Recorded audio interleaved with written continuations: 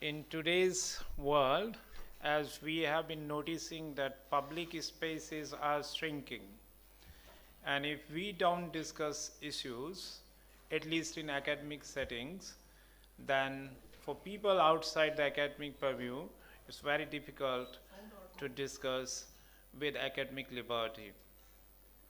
So with this thought of liberty, equality, and justice, we thought why not to have a panel discussion. This is second in the series of a panel discussion from our department.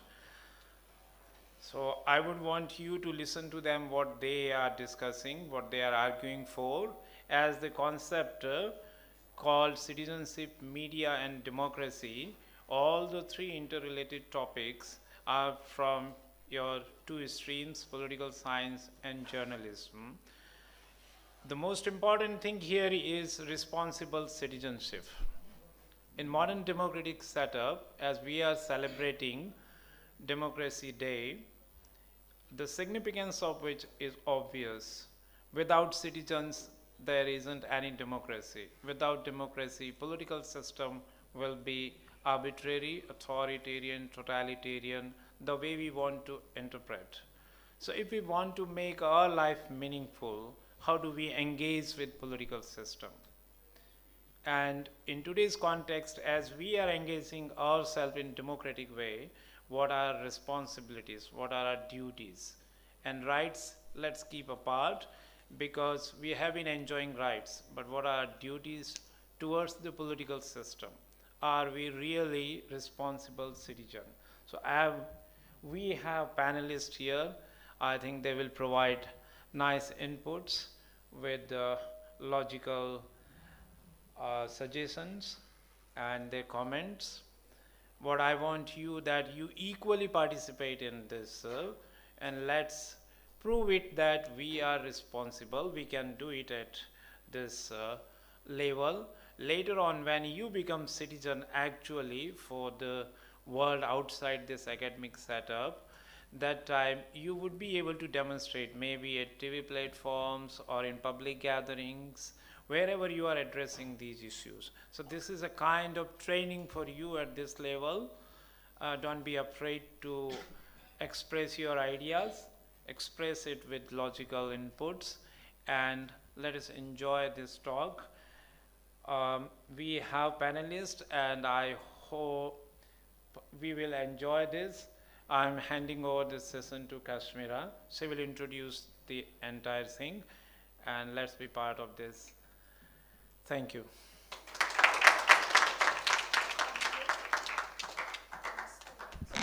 Thank you, sir. Now, I would like to introduce you to all of the panelists and the moderator for the day. I'll give it to you. Abhishek, can you sit down? Sorry. Yeah, thank you. So, the moderator for today is Mehnoor from BA2. Next, our panelists are Haimdavi from BA3, Madhav from BA3, Yusra from second year, Pratigna from BA2, Vasant from first year, Abhishek from first year, and Samuel from first year. So these are all your panelists and the moderator for the day. Now, let's begin. Over to Mehnoor for today. So, hello everyone. Thank you for being here, and thank you to the panelists who are here for today. So, the topic for today is democracy, citizenship, and media. So, let's hope we make this session a insightful, informative one, and let's ensure that we hear everyone's voices, and let's be respectful to each other's voices and opinions. So, we'll start with a question, and every panelist will get a 1 minute time to start to be an opening statement. Then they can have a conversation afterwards. So the question for today is, what does citizenship mean to you, and how does it differ from being merely a resident of a country?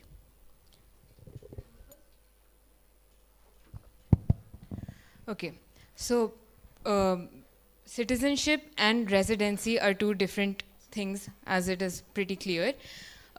Citizenship is like a legal status that you have, the citizens have in their own country, whereas residents have a living status. They have certain rights, whereas citizens have a lot more responsibility and many more rights compared to residents.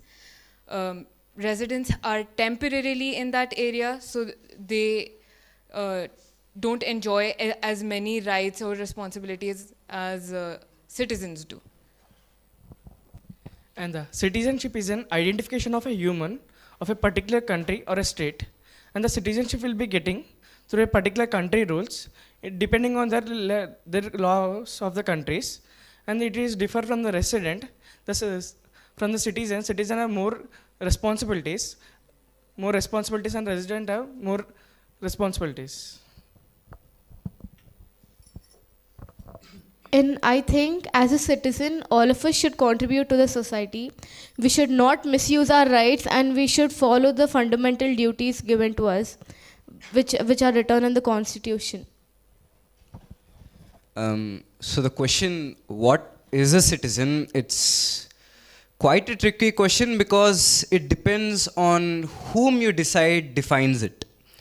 So would you let the government decide it, or would you yourself decide it? So that's where is the crux point. And according to me, I don't mean to be pessimistic, but citizenship includes rights and duties, as my fellow panelists said. But citizenship also is that role which includes the concept of loyalty and also keeping the government accountable. So what defines a good citizen, that's another question. But what defines a citizen is up for debates, is up for discussion right now, which we are going to do.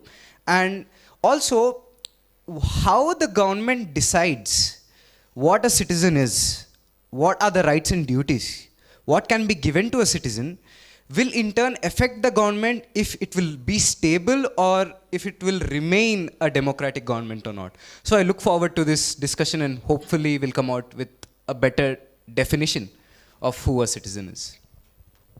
So whenever someone says citizenship, the only thing that comes to my mind is being part of the country. I mean, not my mind, but everyone's mind. But to me, citizenship is more about being responsible. Nothing on documents, but, being more responsible, taking part in things. Like, just because you have rights and you can't just sit back and enjoy them. You have to be part of the country, make sure the government is accountable for things, get to know the perspectives, get to know parties, then vote. And this is not just about the government, this is about the society as well, the smallest things. And I think that matters. Just because you have an ID or something, that doesn't mean you're a citizen. You also have to follow things and make sure everyone's accountable, and you should be accountable and responsible as well. Hello.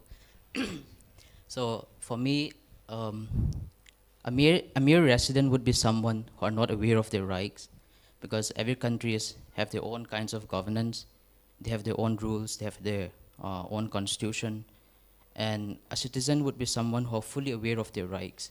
So, especially as a part of a country, as a citizen who is in a democratic country, we should be fully aware of our rights so that we can stand for our rights and be a more responsible citizen rather than being a mere resident of the country.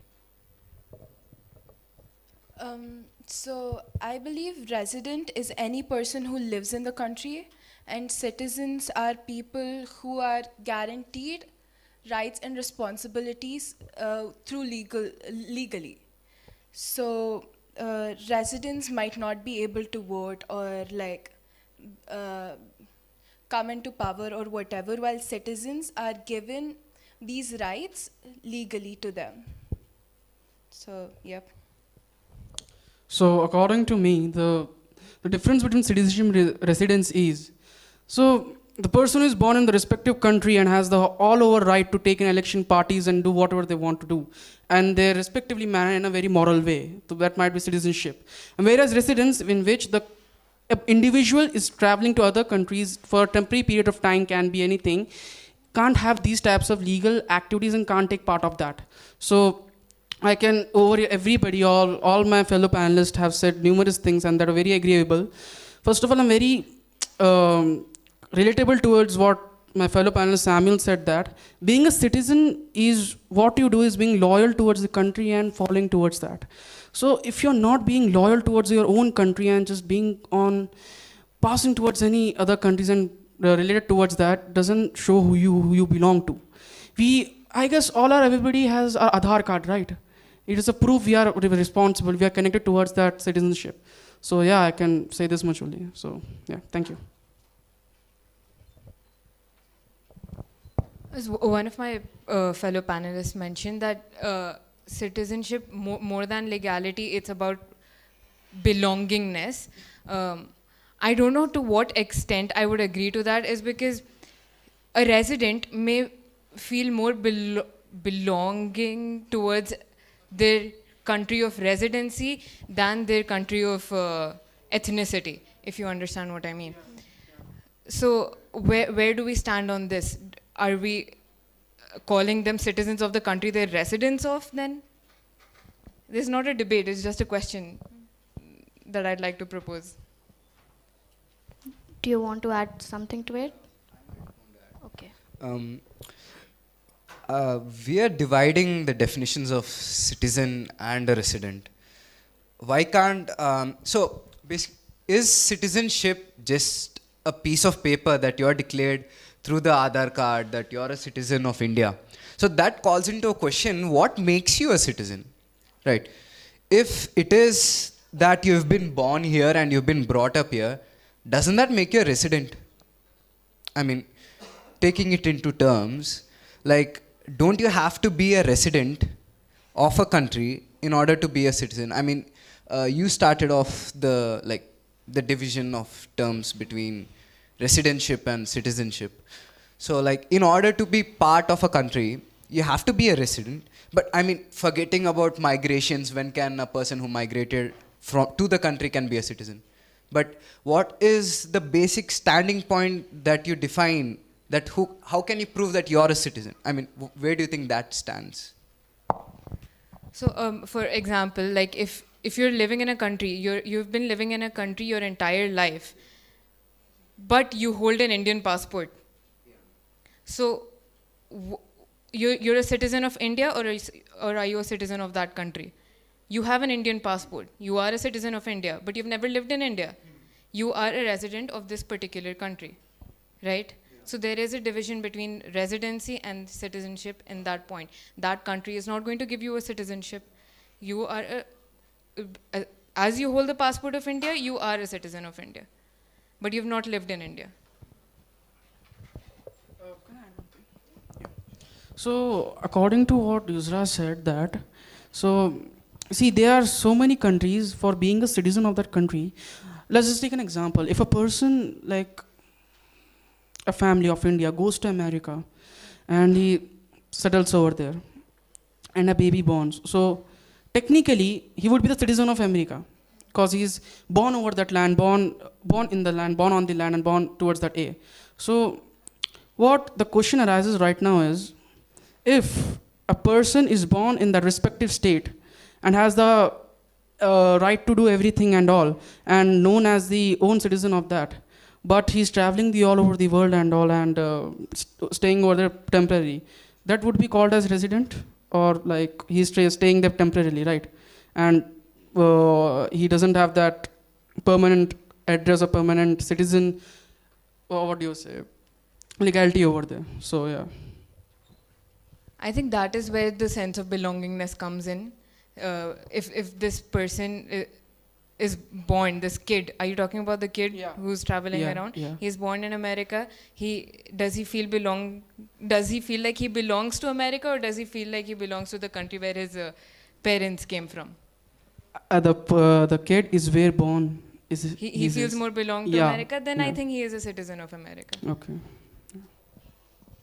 I think residentship relates more to the emotion and belongingness of it, while citizenship relates more to the legality of it.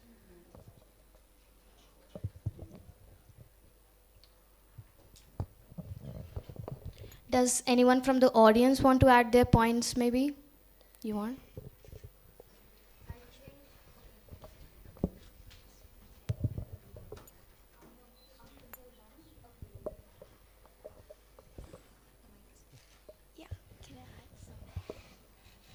Hello everyone, this is Sneha from Year 1. As they said, I have one point, but according to the citizenship, they are doing protests. We want that. We want this country citizenship.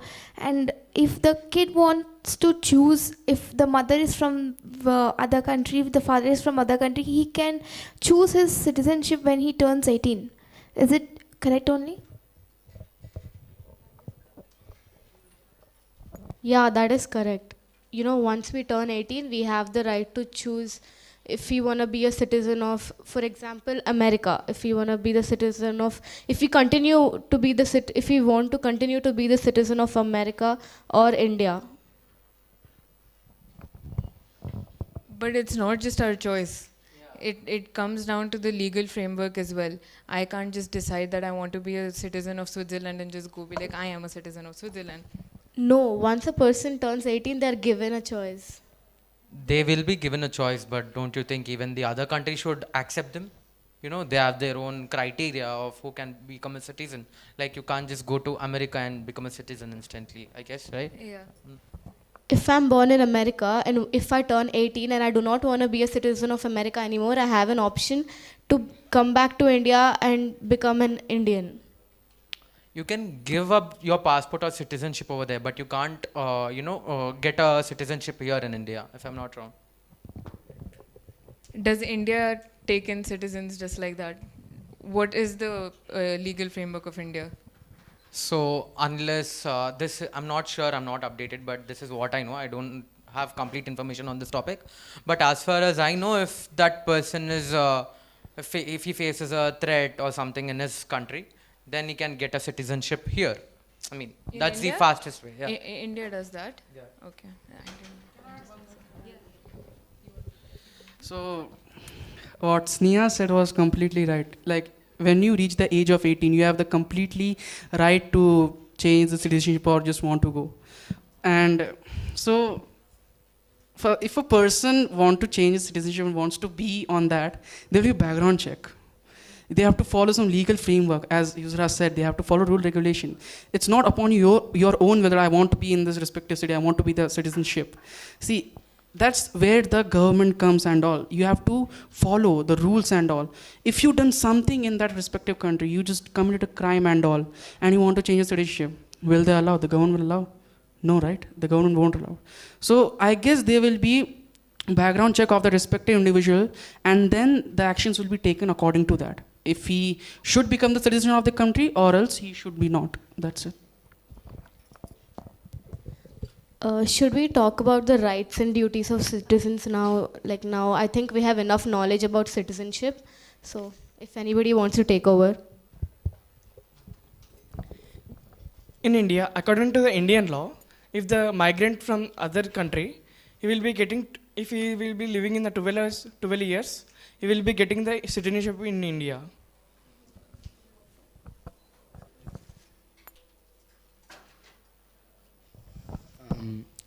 I mean, you said we'll go to rights and duties. So it seems as if rights and duties are the part and parcel. Like he said, they have to obey some laws.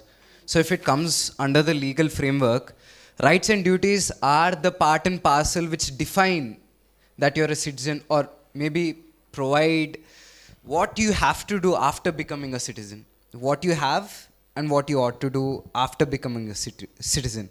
Am I right with that definition, or is there something wrong with it? I think you're a citizen either ways, but what makes you a responsible citizen is you following the rights and the duties. The responsible citizen follows the rules and regulations of the country. He will be following everything. It makes the responsible citizen of India.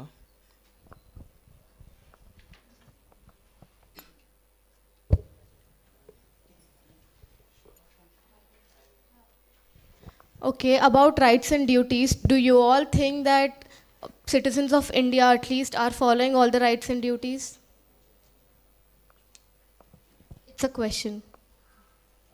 Before your question, John wanted to add something to the previous topic. Thank you. So,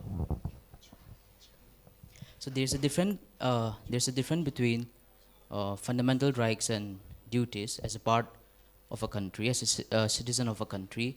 So, duties are a set of rules that an individual has to follow after becoming a citizen of a country, and rights are a set of elements that cannot be neglected by any entities, be it the government or be it any entities.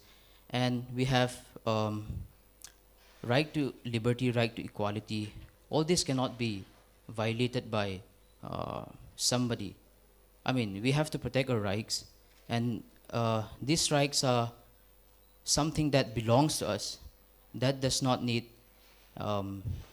any permission or like the government. I mean, as a country that adopts democracy, fundamental rights are, something that the government can give you or the government allows you to have. These are something that belongs to you as a part of human beings, and this should not be violated by any people. Like, yeah.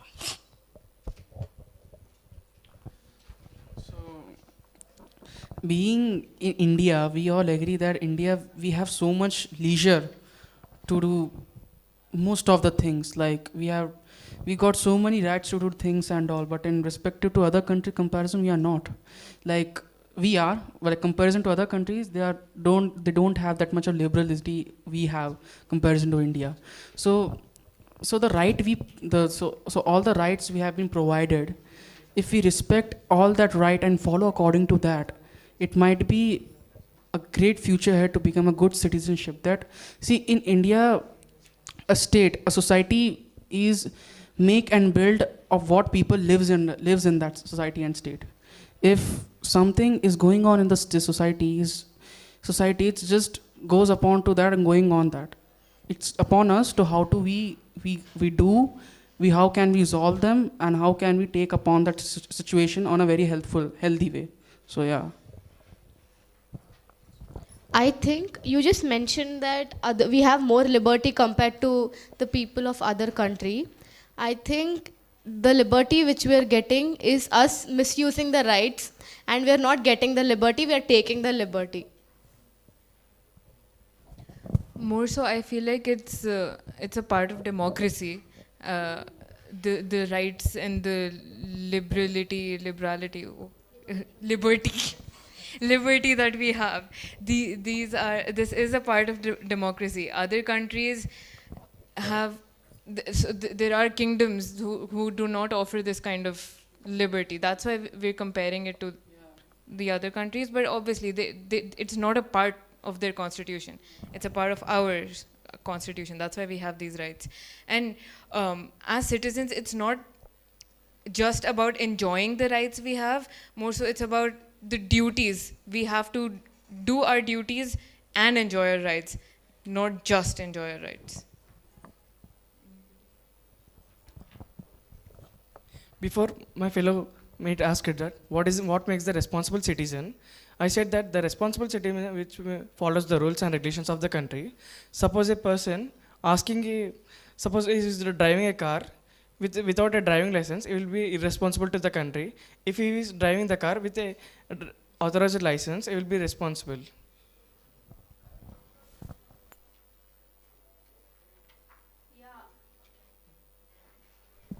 Yeah, I think it's that basic. A little thing like carrying your license and not carrying your license can differentiate between a responsible citizen and merely just being a citizen of a country. So since we are on the topic of responsibilities of a citizen, can we move on to the question that what role do you think education plays in shaping informed and active citizens? Since education starts everything. So do you have any points to add? Do I repeat my question? Yeah. Okay. What role do you think education plays in shaping informed and active citizens? So this is where the three topics of the discussion come into play: democracy, media, and citizenship. So media acts as, for example, what is the definition? Let me take it in this point of view. What is the definition of democracy? It means power to the people, right? So the danger comes in when a person is not aware or not educated that he has the power. That's when democracy fails its objective. So that is the role which education plays. And this role of education, I'm not just talking about education in the sense of a school or in the sense of college or degree, whatever. Education I'm talking about in the view of sharing of knowledge, sharing of the fact that you have a democracy, you have the power, you have these rights, you have these rules, you have these responsibilities. So the role of media comes into play when you talk about education. So education is the deciding factor when you talk about if the nature of a state, if it is a democracy, if that democracy has to be liable, if that has to be a true one, education makes sure that these things are true, and it's like oil to a working vehicle. It makes sure that the whole process gets started. So that's what I think education works. And any other views or? Yeah, that's totally right. And basically, if a person doesn't know what like education plays a main role in knowing the rights of an individual has, what he can do, what he can do and all. So basically, there are so many rights which is provided by the constitutions and all. So right now, if a person is educated enough, he can follow their constitutional rights, what is given to them, and make it a better self for himself and as well as the country as well. So if a person is not educated properly, he won't be able to provide them, he won't be able to understand, read and write as well. There are so many places in India which are not educated properly, like maybe in village areas, there are no education properly going on. But right now the government is taking actions towards that as well. So yeah, I'll just sum up by saying that like, education defines the human being of how things, of how he do and how is the action taken upon that. So right now if a person is fully educated and he knows what he has and knows the power of thinking and choosing decisions, what is right and what is wrong, I think it's more than enough to do and what the right has been chosen. So yeah, thank you. I don't think I completely agree with what Abhishek has just said here. Because I feel like education can be as basic as common sense. Not every person who is educated has common sense.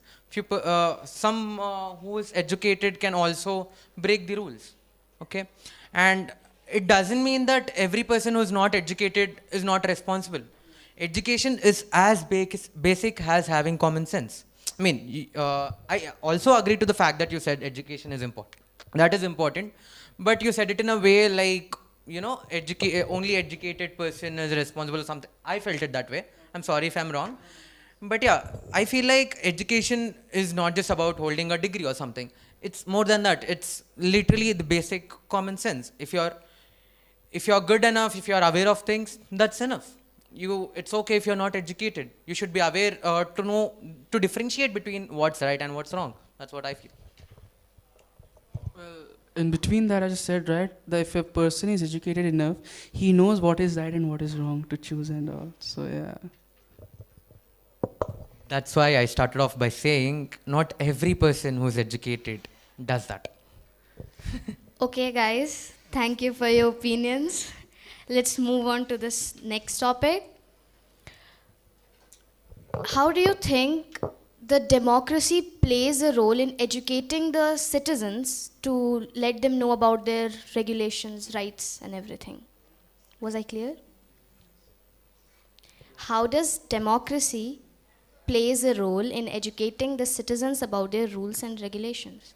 And also media, if you want to add that point. And the democracy is having a freedom and liberty. In India, it is a democratic country. It is plays a role in the rules and regulations that if the citizen knows what is democracy, in the democracy, what should we do, what should we not do, if he knows that, he can be playing a role.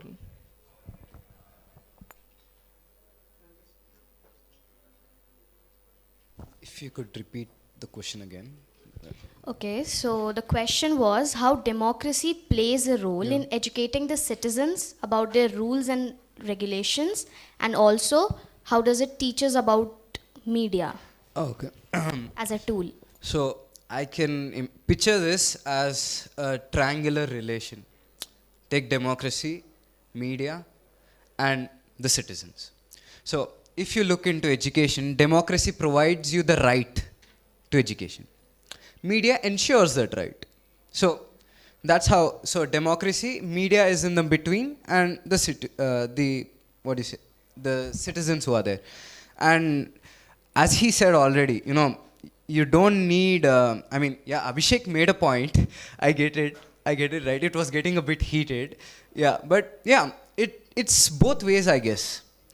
But democracy makes sure that you have the right to education. It makes sure it puts in that hard statement that a person needs to be educated. And that is not to define if he's a responsible citizen or not. It's just a right which you need to have, which you're entitled to it. Media ensures that this right is being communicated to you and make sure that you're being able to use it effectively. So that's what I believe is the way these three things function about education and how a citizen can know about his rights. About media, do you really think media is doing the duty? It again comes back. So both of their points are playing like to my points. It comes to common sense. So if I may take a political example, not to offend anyone. For example, you said, is media doing the right thing?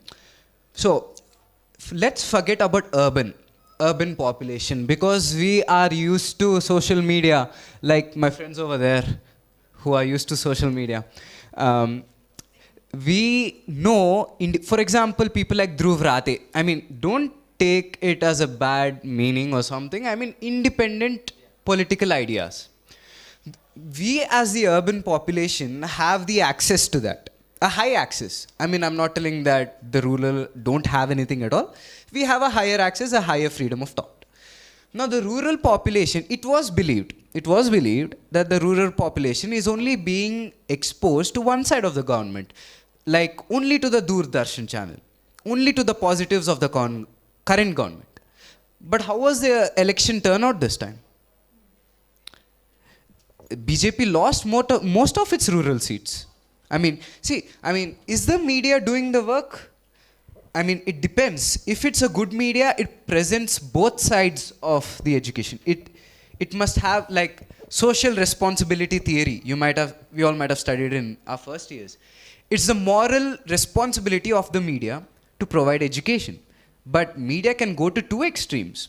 It can either just be just as a functioning route, or it can either go to the other right extreme where it acts as a propaganda source. So is the current media doing it? I am not sure. But the thing of common sense comes into play right now. So I believe that despite being exposed, the rural people still made a different choice. So yeah, media, even if it does or does not have an effective role, the concept of common sense, that natural morality within you, that comes into play.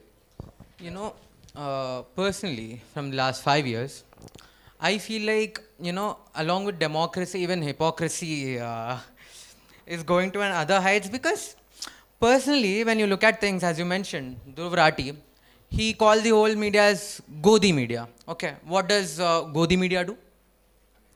Praise the ruling government, right? And praising the ruling government is as equal as only talking negative against the ruling government and no other party. Whoever is sitting inside the parliament as MP is elected. Democracy is there too. Even the opposition is responsible for that. And why is that person only talking about issues related to ruling government? Personally, I don't favor any government. As a whole, I understand politics. I try to get both the perspectives. To be honest, Indian politics as a whole is messed up. Indian politics as a whole is messed up. And the mainstream TV media channels are obviously supporting ruling parties, and not just the national channels, even the local channels. Even if you can take multiple example like TV9, everyone knows who they favors to. End of the day, they need funds, and the political party have funds, and that's just, we can't do anything about it. And there's lot of hypocrisy around there. And there are only a couple of sources who present both the sides of story. But again, presenting both the sides of story confuses the audience. Audience just goes back to that channel who supports their favorite party. And that's why I feel like whichever new TV channel comes, when they want to try to present both the sides of the coin, they end up shifting to only one side, presenting only one side, because that gives them more audience, if you observe. Sure. So, as they say, in North Korea, media is imprisoned by Kim Jong. In China, it's by Xi Jinping. But in India, media is imprisoned by profits. Could that be a right statement? I agree. Yeah. Based on profits, we are playing with education. I'm not talking about school education, as I mentioned earlier. Based on profits, we are playing with education. And if there's any person on this panel who knows more about how media is affecting rural areas, it has to be Vasant. Because he comes from such a background, I believe. So, since it's a personal experience, how is the media role in a rural area kind of setting? In the rural areas, media will be exporting for the TRP ratings. They'll be showing the positive as negative, negative as positives.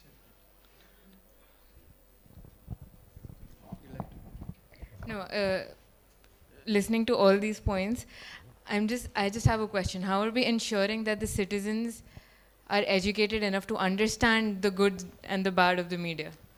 The only thing that I can think of right now is, we have to be mature enough and patient enough to understand both the sides. When we are currently in this environment where everything is so messed up and everyone is presenting only one side of the coin, before you speak something, I feel like you have to understand the negative side as well. Because, for example, if I support the opposition government, I also have to, be okay or be open my ears to be listening to the other side. Few people, for example, my relatives, my father sometimes don't like when, someone presents something about his favorite channel, which I understand in a way, but again, you should be open enough to hear the other opinion. That's when you know whether you're on the good side or the wrong side. When you look for even when you go to a supermarket, you recheck everything, but when you're voting for someone, why not? You should be open to listen to the bad side as well, and then come to a conclusion instead of directly coming to the conclusion by the positive side. And let me tell you, I don't think there will be no single party or not a single leader in India who is 100% clean. Okay? And there is this data-backed analysis by, I don't remember the channel, but a independent leader who is wise, who is educated, loses to a criminal. Nominee. Yeah. But yeah, that's what I feel. So, when I was listening to all the points and all, but apart from that, I'll just say a line. सिक्के के दो पहलू होते हैं, right? दो पहलू. There are दो पहलू होते हैं. There are positives and negatives of each and everything, whether if it's in media, citizen, and democracy as well. So at the end of the point, if media shows something towards us, we are, over here sitting everybody, we knows that whatever media shows us, first they check if they are profiting about that, they are getting the benefits. Whatever the stories they are bringing, are they getting the benefits at the end of the day?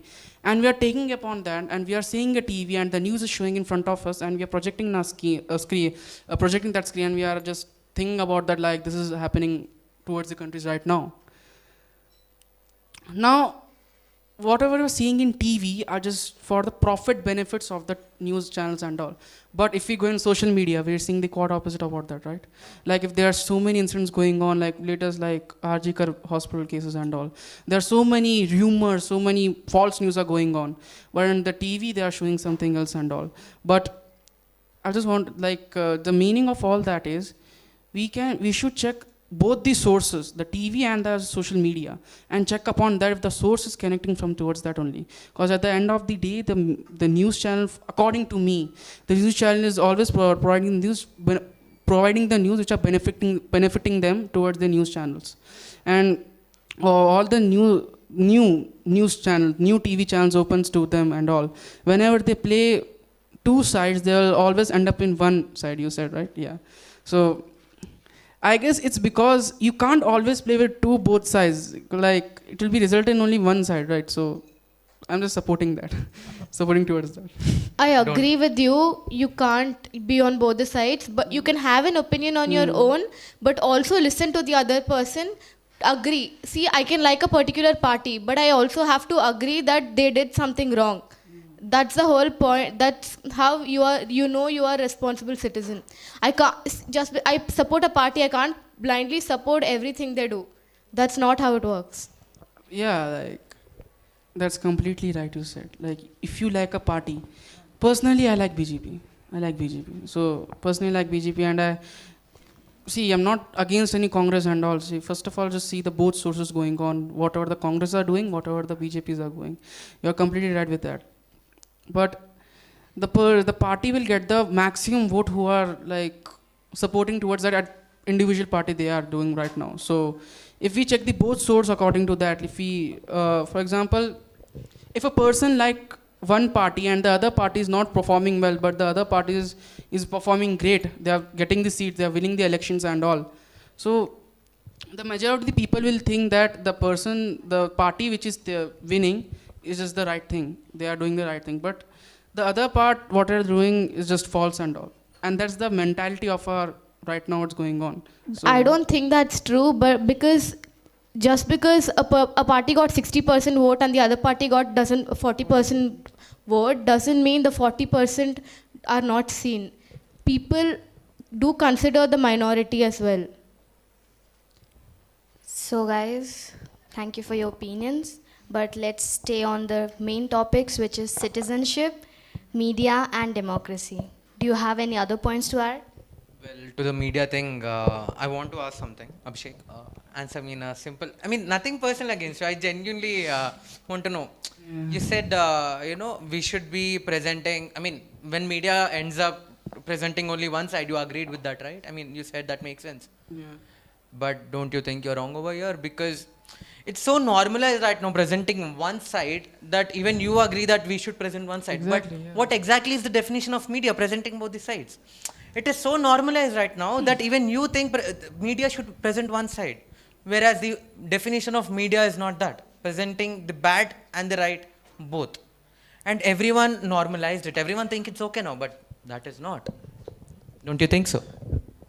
You are right. I'm completely right. I'm just saying that the news channel right now, the more the benefits they get, they will go towards that things and all. So that's what I'm saying right now. If you are going towards both of them, so you can't support both of the things at the same time. You have to ultimately choose one thing at the end of the day and one of the point.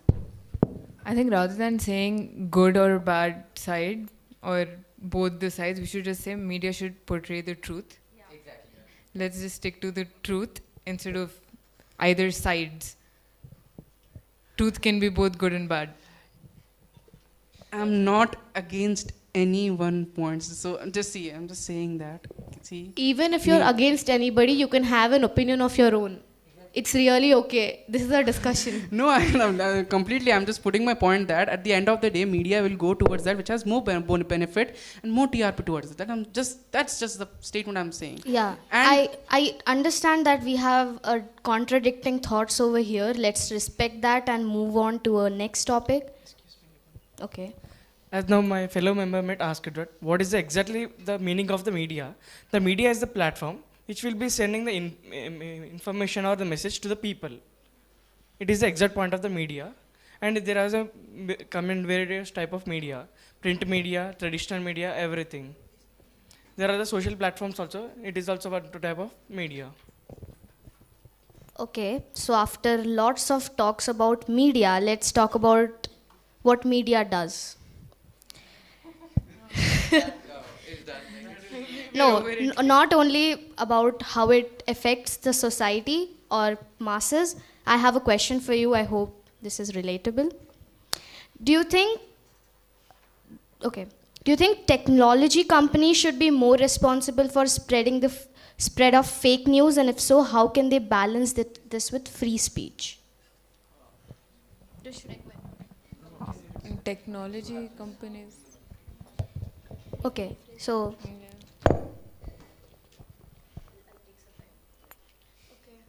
maybe now you all can talk about media until she rephrases it. No, it's okay. We'll just give her some time now. Let her think.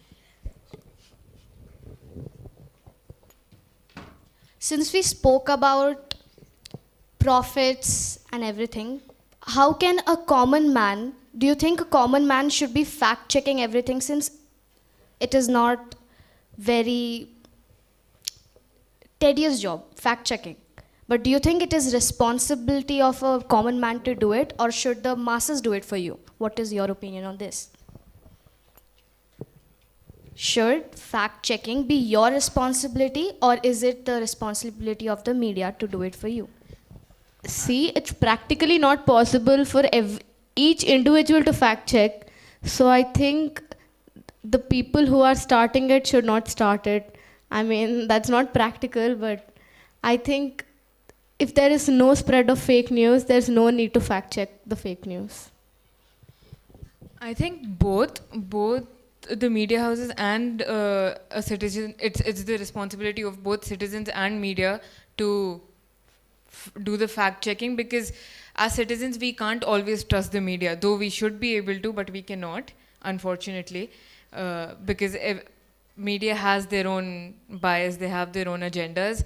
So as citizens, when we're consuming some media, we should fact check it, as long as, like, especially when we're going to base our opinion based of it. Yeah, so I think idealistically, media has to provide the honest information. So I feel like, but it isn't something that it is happening right now. Idealistically, it would be fine if media provides information without any misinterpretations or any taking sides or any biases. But I think right now that is not happening. So realistically, people should also be educated about false information and how to find out what is false and what is right.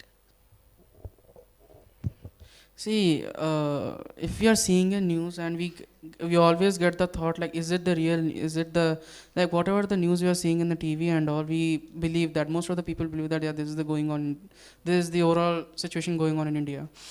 But sometimes we open the social media and see false rumors and all going up on that. So every individual has the duty to check the fact check, and then only you should speak about that. If we say something very false about it, can be a very dangerous, you can be in a very dangerous situation at that time. So it's the duty of both media and as well as the individual.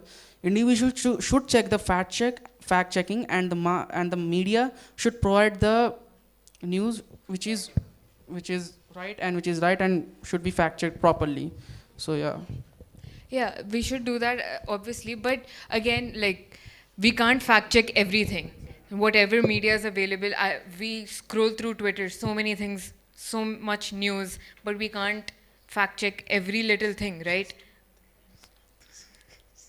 So what I want to say is that we should fact check things which are relevant to us, as in, if it's about a celebrity, it's some rumors, we don't really need to know that.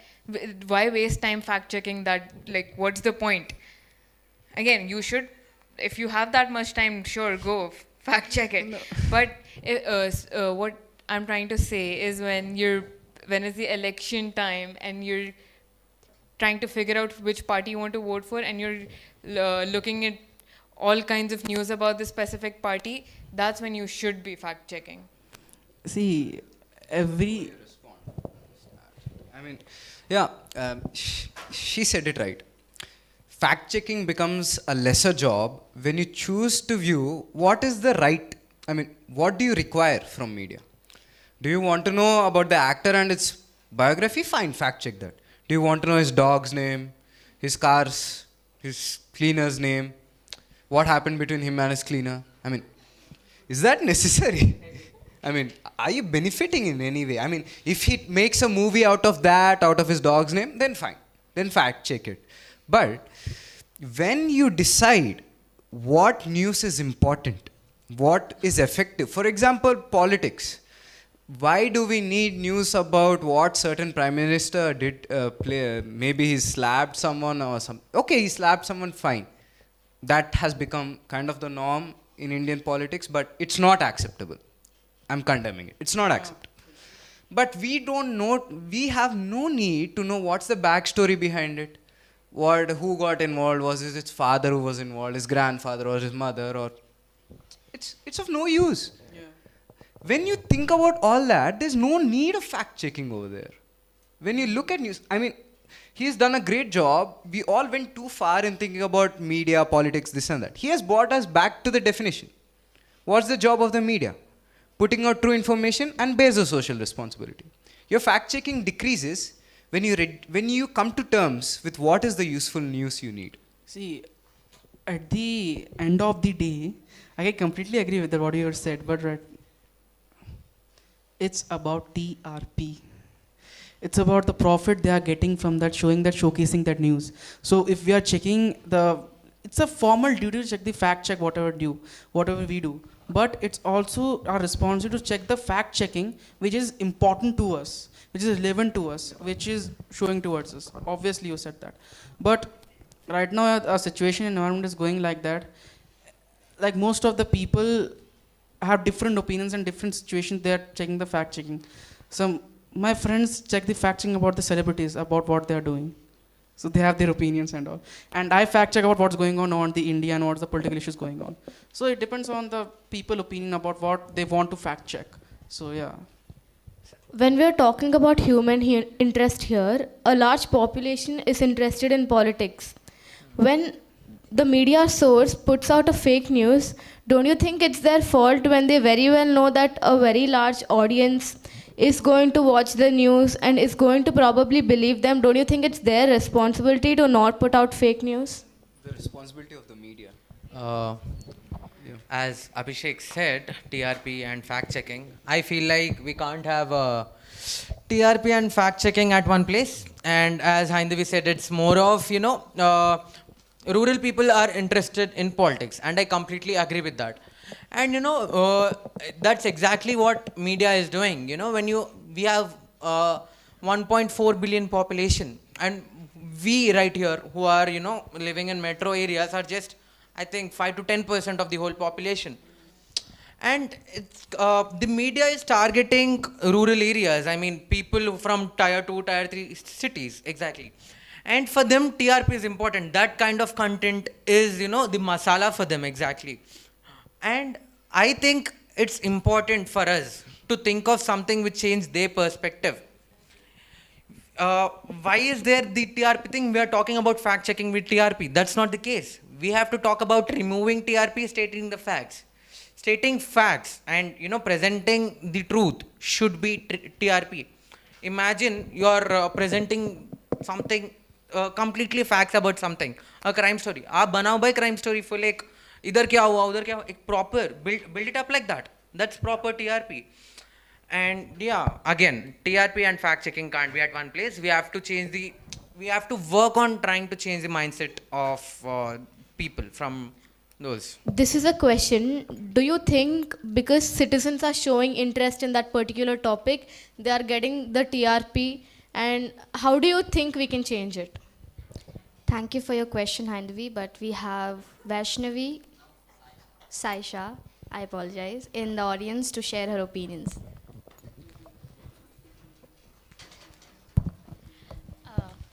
Good afternoon. I'm Saisha from BA1. The actual question was whether we have to fact check everything what the media says or about an individual's opinion.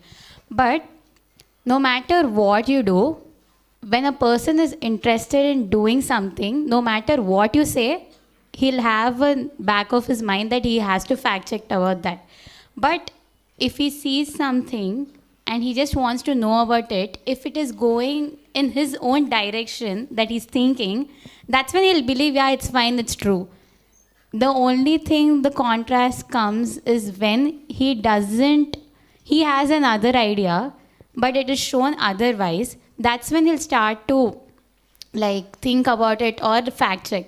But when the news is actually showing what he thinks, he just believes that, yes, this is actually right. So unless and until it's his own opinion, at the end of the day, it is about what he likes and dislikes. Yeah, that's it. Yeah, that completely makes sense. Again, it comes down to our ability. That's an individual responsibility. Our ability to, able to open your ears and take the opinion, like a contradicting opinion to what you think. I think that's individual responsibility to do so. You're right. Yeah, like she said, if a person has an opinion of their own, they're not going to, care about if it's true or right when they already have an opinion of their own. So I think if the right thing comes from the source itself, there is no other opinion to have. Yeah. So I think it's media's responsibility completely. See, because we're studying mass comm, we know stuff like fact checking and everything. The other people, common people, do not know about fact check or everything. So I think the media holds the responsibility to completely, not spread fake news. Kashmira wants to add something. Yeah, I think this is where media literacy comes into picture. It is like we're discussing citizenship. I think it is also one of the, very responsible thing that a citizen should do is being media literate. We, as citizens of the country, should be able to differentiate between right information and wrong information. Again, like Saisha said, right information and wrong information are just perspectives of what the person thinks it is. But then, as long as media is putting forward information that is true, I think we can rely on media. Again, it is the responsibility of the media houses that they are not biased. It is one of the very, very important, I think, rule that they should follow is that they shouldn't be biased, which is not the current situation. But then, idealistically, they shouldn't be biased and put forward both point of views or multiple point of views so that the people are left to make their opinions of their own. And as far as fact checking comes in, again, fact checking is not, really possible for every person to do so, because we are journalism students, we are introduced to the topic of fact checking and we know platforms to fact check, but not everybody can do that. So they just rely on media. I think, as I said, it is the job of the media and media houses to put forward correct and true information. Can I? In fact, this was for Chon, so maybe I'll do it first. With Chon, you come from Manipur, right? We have a few friends there. Hope they're not sleeping. Yeah. So I thought we'll bring out Manipur because yesterday I saw some of them sleeping. Okay. And when I say Manipur, I know they'll wake up. Now, on different media platforms, we have also seen videos of one particular community. There are two communities there. So one particular community doing this, so we are getting back at them. Okay, it could be both ways. Now, Chon comes from a particular community, as I'm sure most of you come from. When you see all that is being shown on social media, and you know that a lot of it is not right. I mean, one way of looking at it is, we play the blame game and say, okay, those people are not doing it right. The central government is not doing enough. The state government is not doing enough. All that, I'm not getting into that. But as students of media, right, of mass communication, and you're already in the 3rd semester, have you ever thought of, pitching in or trying to be there in the gap and presenting the real story? Because you're not there now. You're somewhere, but you're the people who get the exact news. That's why I ask you, how are your parents doing? And some of you say, yeah, our village at the moment is peaceful, but you never know. But this is something that you're telling me as an individual. But in a democracy like India, you also can play a big role. And what have you done, or what have your friends done to present the real story? I know we may say, coming from you people, others will say it's biased, but we'll leave that. So, in short, what have you as students of mass communication done to repair the damage that is being caused by a few people out there? Well, with the advancement of technologies, today we have multimedia, we have Twitter, we have all kinds of social medias. So with the help of these platforms, we have been trying to debunk the false narratives that the other party has accused us. So since I'm not there, I can also fall into the narratives of my own community, because in ethnic conflict, these are something common. So, say for example,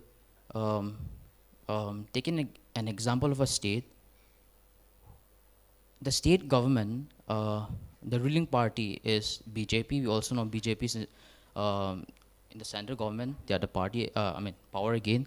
So, there's some gaudy medias, like he said, who tries to misrepresent the news, because we all know the motive of the government is to save their own image so that they can get back into power again. So amidst this, we have been trying, as I said earlier, we have been trying to debunk the news, the false narratives that have been circulating on social medias. But like you mentioned, since I'm not there, I cannot say what is true or what is false.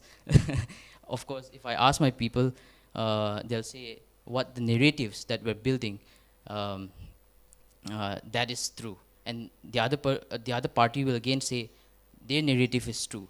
So I cannot truly reply to your answer. Yeah, but I've tried my best. On the Manipur issue, the only stand that I personally view this is a clear failure of the government. They're doing all of this for the vote bank politics. I don't understand. They've been ignoring this issue. I've been hearing about this. I've been talking to them from the 2nd year. Now I'm in final year, but I don't understand why no one is talking about it. I personally am not seeing any news about it, apart from couple of them on social media. I don't see anything on TV, anything like that. I don't understand why they keep ignoring it. I understand the government is trying to protect their image because, and protect the people in the state government, because the government might dissolve over there if they take a step back over there. But the fact that I don't understand is they have so many resources. Okay, they could have solved this issue months earlier. They have been dragging this. Okay, just because you want to save your government or be in power in one state, you're ruining your image in the whole of country. I don't understand. And I've been trying to get to the bottom of this, like to understand what exactly happened, but still it doesn't come to my mind कि इतना छोटा सा issue है भाई, ये सुलवा दो. It's okay if you lose some members of your party in the state government, but do you really want to risk it just because of a couple of members over there? Why are you ignoring this? Why is it such a big deal? the opposition is behind you, the people are behind you, the people are demanding for justice, and you just want to save a couple of individuals, and you have been dragging this for the whole year. I don't understand why they do it.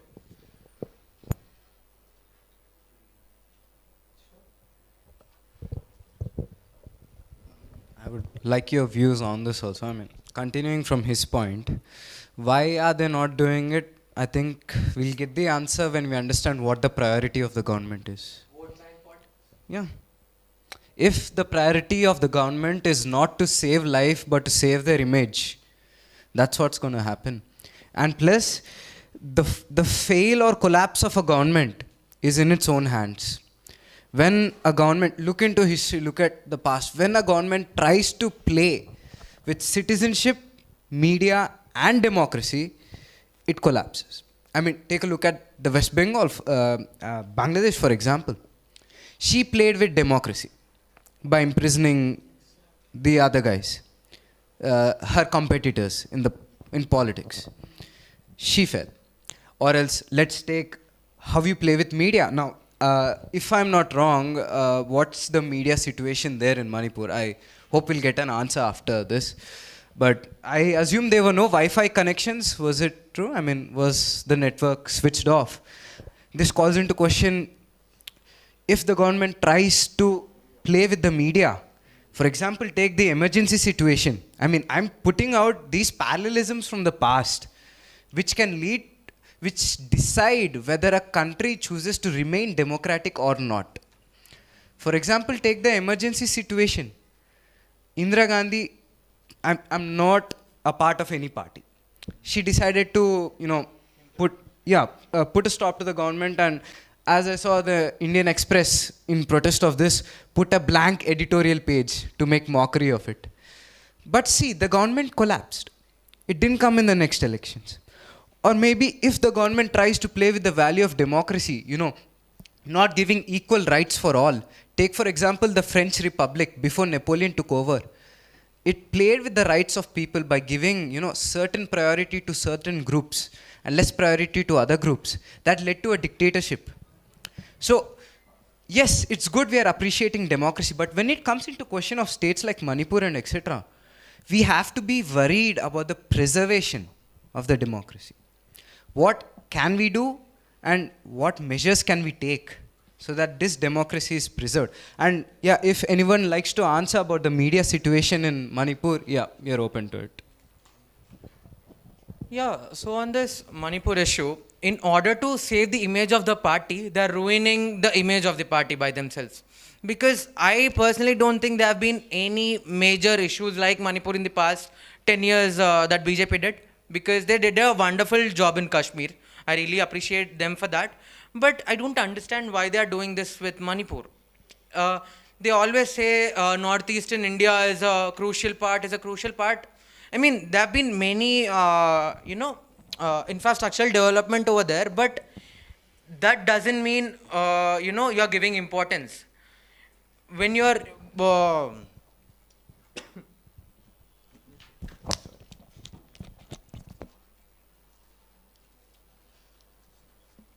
when you're talking so much about northeastern India as a crucial part of a country, show it, not just in infrastructure development, but also in others. That's what I feel. So, thank you guys for your insights, and this brings us to the end of this panel discussion. Thank you to the panelists and the audience for their insightful thoughts and opinions. So now I'll be summarizing what we did. This is a little contribution from my side. Okay. So we started with how the questions on how democracy, media, and citizenship are correlated. And it was started with Yusra, who spoke about the difference between citizenship and residency, and it was added by several others here. I'll go one by one. I hope I cover everyone. Vasant added about citizenship. Then Haindavi added about the fundamental rights that have duties and the rights that are given to you. Followed by Samuel, who spoke about the citizenship and about its subjectivity, better citizenship, and good citizens, what good citizens mean. Then it was added by Madhav by being responsible, not just on paper. John, who spoke about how we are hopefully aware about our rights, specifically for someone as we are coming from a democratic country. Then it was added by Dhritigna, who gave definition regarding the citizenship and residence. She spoke about how the residents live there, but they don't have the legal rights to actually vote, just how a citizen can do. Abhishek added to Dhritigna's points that how we should be loyal to our country.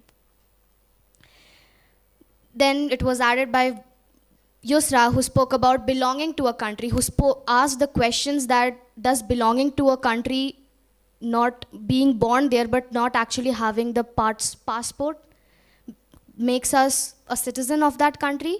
So Samuel added that we are dividing the definition of the citizenship and residency. And Abhishek said citizen rules are different for different countries. Just how he gave an example of American citizenship.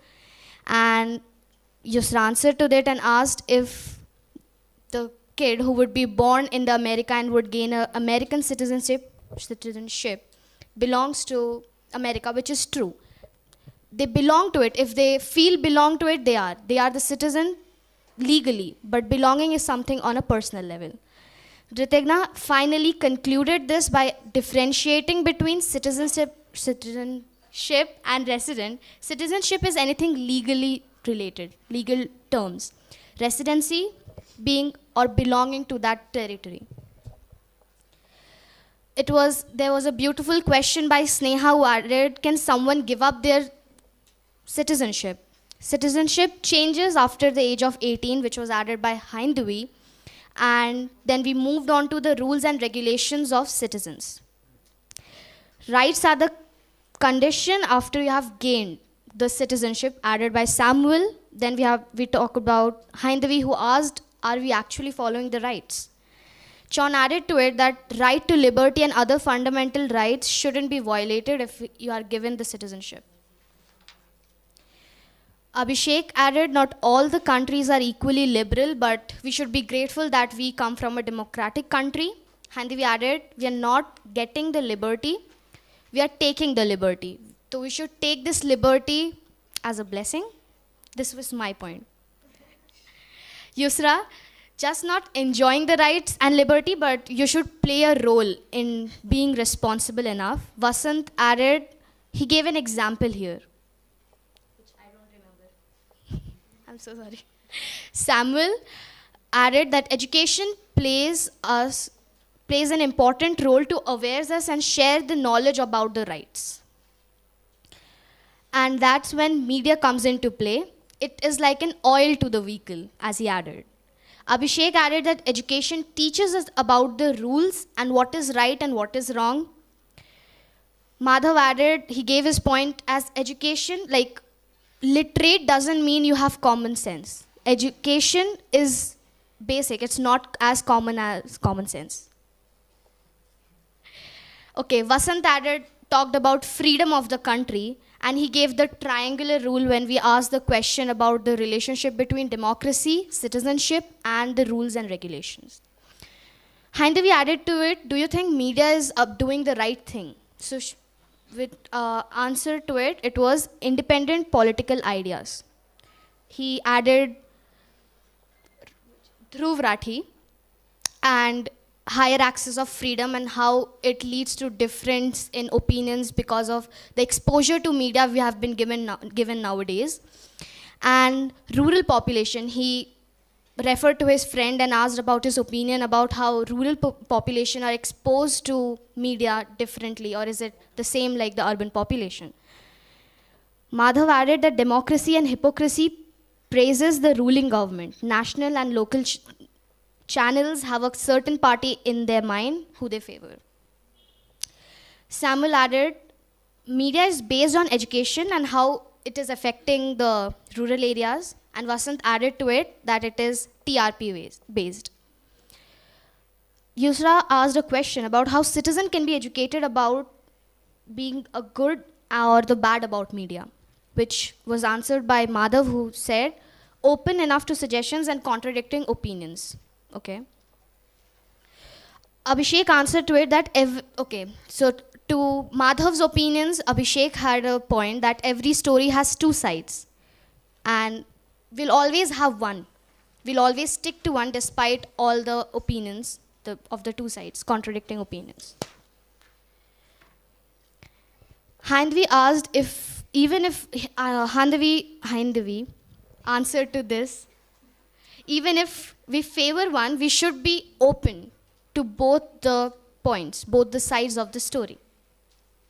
Then we've moved on to fact-checking, which is a part of media.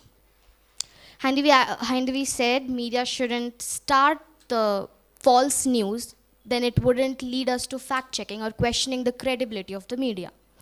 Yusra added, citizens should fact-check, but not everything or anything, things which resonates with you. Ritigna added, media should provide information, and Abhishek added to it. Yusra asked, fact-checking things which resonates with you, as I added. Samuel added, Samuel agreed to this point, and he said, fact-checking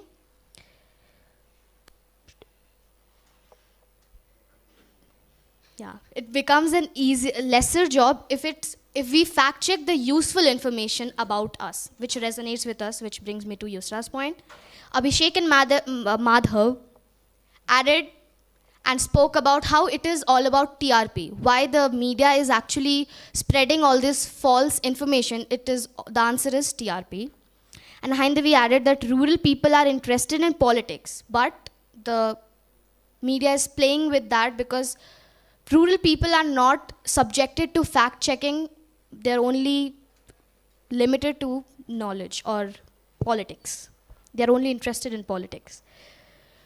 Madhav added that media is only targeting rural people who can't fact-check.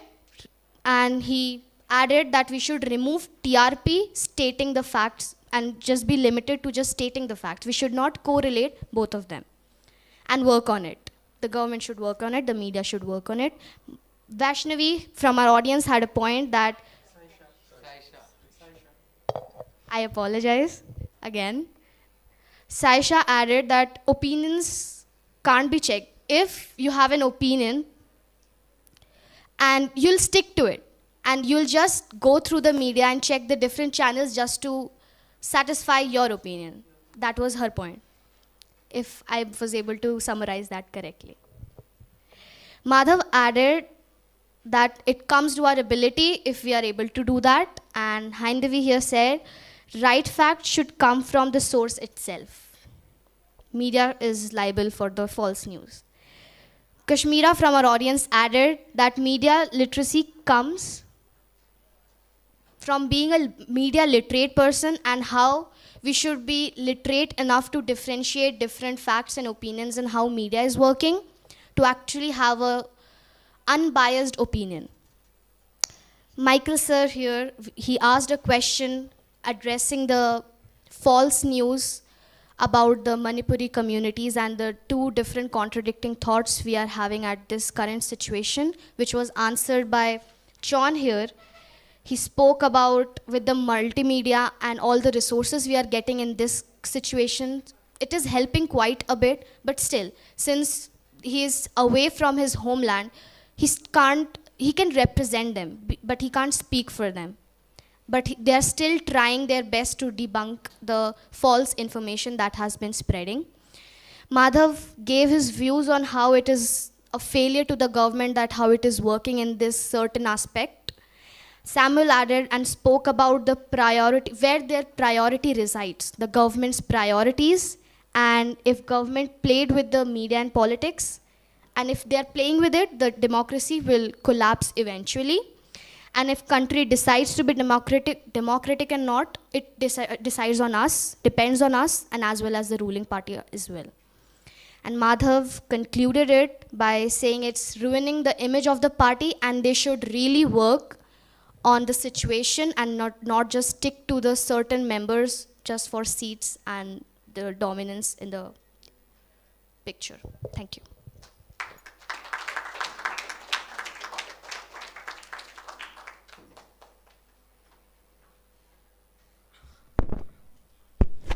I really didn't, thought of giving a vote of thanks or I ever thought of speaking here.